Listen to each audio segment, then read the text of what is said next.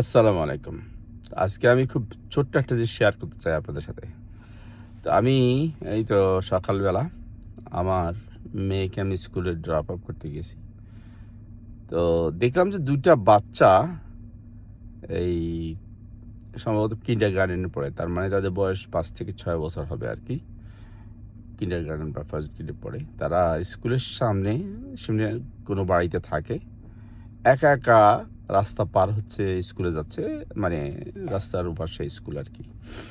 তো এখানে তো আ স্কুলের সামনে বিশেষ করে আশেপাশের রাস্তাগুলোতে গার্ড থাকে, ক্রস গার্ড থাকে। বিশেষ করে যারা আ আশেপাশে থাকে, হেঁটে আসে তাদেরকে, বাচ্চাদেরকে গাইড করে গার্ড দিয়ে রাস্তা পার করে দেওয়ার জন্য স্কুলের সময় আরকি। তো তারপরেও অনেকেই সেফটির জন্য অনেক মা-বাবা কেউ গাড়িতে দিয়ে আসে, কেউ হেঁটে দিয়ে আসে সাথে করে। আবার স্কুল বাস থাকে। যারা দূরে থাকে তাদের জন্য স্কুল বাস আছে, স্কুল বাস নিয়ে যায়। তো পয়েন্টটা হলো যে এই ২ টা বাচ্চা স্কুল পার হচ্ছে, রাস্তা পার হচ্ছে স্কুলে যাওয়ার জন্য। আমি তখন চিন্তা করলাম যে এই কথাটা আমি অনেকদিন থেকে চিন্তা করছিলাম। এটা আমার অভিজ্ঞতা বলতে পারি। বিভিন্ন দেশে আমি যেহেতু থেকেছি বা আমেরিকাতে আছি, আমি বেশ কয়েকটি দেশে ছিলাম বা অনেকগুলো দেশে আমি গিয়েছি। তো সেই থেকে আমি একটা জিনিস লক্ষ্য করলাম যে যারা ছোটকাল থেকে স্ট্রাগল করা শিখে, চ্যালেঞ্জকে মোকাবেলা করা শেখে, তারা কিন্তু সারা জীবনেই খুব শক্ত হয়ে গড়ে ওঠে এবং সিদ্ধান্ত গ্রহণের ক্ষেত্রে, বিশেষ করে সিদ্ধান্ত গ্রহণের ক্ষেত্রে তারা কিন্তু খুব ডিসাইসিভ হয়, খুব অর্থাৎ ভালো সিদ্ধান্ত নিতে পারে। এটা অনেক ক্ষেত্রেই এই জিনিসটা প্রযোজ্য। যেমন এইজন্যই দেখা গেল যে আমেরিকাতে বা ওয়েস্টার্ন ওয়ার্ল্ডে ইমিগ্রেন্টরা আমাদের দেশের সাধারণ মানুষ, সাধারণ পরিবারের ছেলেমেয়েরা ভালো করে এবং দেখা গেল যে বাংলাদেশে বেশ কিছু বছর আগে দেখেছি, ইদানিং একটু চেঞ্জ হয়েছে বোধহয়, যে ছেলেদের চেয়ে মেয়েরা ভালো করতেছে।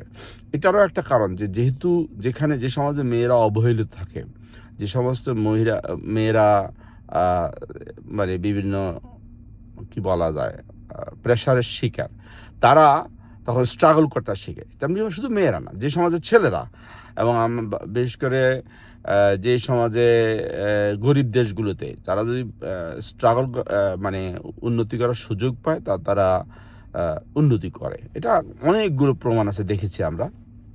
এইজন্যই দেখা গেল যে ইভেন অনেক ক্ষেত্রে আমার কাছে খুব ইন্টারেস্টিং লাগে যে আমেরিকাতে আমরা যারা এসেছি, আমাদের বয়সী বা আমাদের চেয়ে একটু ছোট যারা আমেরিকায় আছে, অনেক সময় দেখা গেল যে বাংলাদেশে অনেক তরুণী মানে আমাদের চেয়ে বিশেষ করে আধুনিক অনেকগুলো জিনিস ভালো জানে।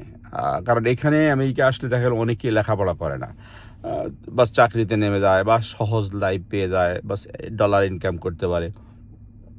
কিন্তু বাংলাদেশের একটা ছেলে বা মেয়েরাও এখন বেশ ভালো করতেছে। আ তারা দেখা গেল যে যেহেতু বাংলাদেশে চাকরির অভাব বা স্ট্রাগল, মূল কথা যেটা, মানুষ যখন স্ট্রাগল দেখে তখন তারা এই স্ট্রাগলকে ওভারকাম করার চেষ্টা করে। কিন্তু মানুষ যখন সহজ দেখে, সবকিছু সহজে পায়। এইজন্য আমি কথা শেষ করব এই বলেই যে সমস্ত প্যারেন্ট, যে সমস্ত মা-বাবা তাদের বাচ্চাদেরকে খুব আদর দিয়া, মানে অতি আদর দিয়া, অতি সুযোগ সুবিধা দিয়ে বড় করেন, তারা খুব দুর্বল হয়। এটা আমার দীর্ঘ জীবনে আমি দেখেছি। মানে এটা আমি ইভেন কম্পেয়ার করেছি। দেখা গেল যে এইজন্যই যেসব মা-বাবা অন্যায়ভাবে আ আয় করেন, অর্থাৎ যাদের এটা আমরা স্বাভাবিকভাবে ধর্মীয়ভাবে বলি যে যাদের আয় আ হারাম ওয়েতে আয়, তাদের ছেলেপেলে মানুষ হয় না। তো এটা তো একদিকে অবশ্য ধর্মীয় বিশ্বাসের কারণ আছে এবং সেটাও একটা বিষয় আছে। কারণ অপরাধের কারণে আ যদি কারো যাদের মধ্যে অপরাধ থাকে, অপরাধ বোধ থাকে, তাদের এই জন্য ছেলেপেলে মানুষ হওয়ার কথা না। আরেকটা জিনিস হলো যে মানুষ যখন ইনকাম করে, তার ইনকামের পেছনে যদি তার স্ট্রাগল না থাকে, তখন দরদ থাকে না। আমি ছোট্ট একটা গল্প বলে আ কথাটা শেষ করব। ছোটকালে এই গল্পটা পড়েছিলাম আরবি একটা বইতে।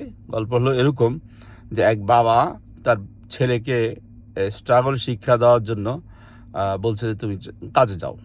কাজ করে ইনকাম করো।" তো মা অতি আদর করে তাকে বলছে যে, "তুই কাজ করে আর কত টাকা পাবি? তুই কত টাকা, ঠিক আছে আজকে ৳১০ দিছে।" দিয়ে বলল যে, "তোর বাবাকে বলছে এটা আয় করেছি।" তো বাবা জানতেন। কিন্তু বাবা কিছু বলেন না, বাবা টাকাটা নিয়ে মানে ছেলের কাছ থেকে টাকাটা নিয়ে জানালা দিয়ে বাইরে ফেলে দিতেন। তো ছেলে বাস মা দিয়েছে, বাবা ফেলাই দিয়েছে, বাস তার মাথায় দেখিয়েছে, বাবা বলছে ইনকাম করার জন্য করছে, এনে দিছে। তো 1 দিন 2 দিন 3 দিন এবার অনেক দিন হলো, মা প্রতিদিন 10 টাকা করে দেয়, ছেলে এই টাকা দিয়ে বাবার কাছে দেয়, বাবা ফেলে দেয়। তখন একদিন মায়ের কাছে টাকা শেষ হয়ে গেছে। শেষ হয়ে যাওয়ার পর মা বলে, বাবা আমি তো এত টাকা দিতে পারবো না, তুই একটু যে কষ্ট করে আয় করে আন। তো ছেলে গেছে, কষ্ট করে আয় করতে গেছে, খুব কষ্ট করে, হয়তো 10 টাকা ইনকাম করতে পারেনি, 10 টাকার চেয়ে কম ইনকাম করছে। তো এই টাকাটা আনি যখন বাবার হাতে দিল, বাবা যখনই জানালা দিয়ে ফেলতে গেছে তখন ছেলে চিৎকার করে উঠছে। তো চিৎকার করার কারণে বাবা জিজ্ঞেস করছে, কি ব্যাপার কি? বাবা বললো যে, ছেলে বললো যে, বাবা এই টাকাটা ইনকাম করতে আমার অনেক কষ্ট হয়েছে এবং মাথার ঘাম পায়ে পড়ছে। তো বলছে, আর অন্যদিন করে যে মা টাকা দিছে, তো বলছে দেখো এই জন্যই আমি তোমাকে ইনকাম করতে বলছি, যখন তুমি নিজে কষ্ট করে আয় করবা তখন এই টাকার প্রতি তোমার দরদ থাকবে।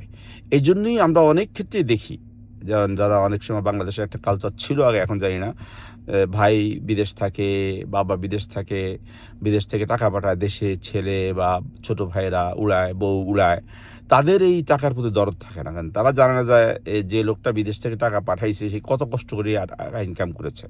তারা মনে করছে বিদেশে তো গাছে টাকা ধরে, শুধু টাকা ছেড়ে ছেড়ে পাঠায়। কিন্তু যখন এই লোকটা আবার বিদেশে যায়, সেই তখন বুঝতে পারে যে কত কষ্ট করে ইনকাম করতে হয়। তো মূল কথা আমি যেটা আজকের ওই যেটা বললাম, যে মানুষ জীবনে বাবা মা একটা জিনিস বাচ্চাদেরকে শেখানো উচিত, সেটা হলো কি সেলফ ডিপেন্ডেন্ট হওয়ার জন্য, নিজের পায়ে দাঁড়ানোর জন্য ছোটবেলা থেকেই।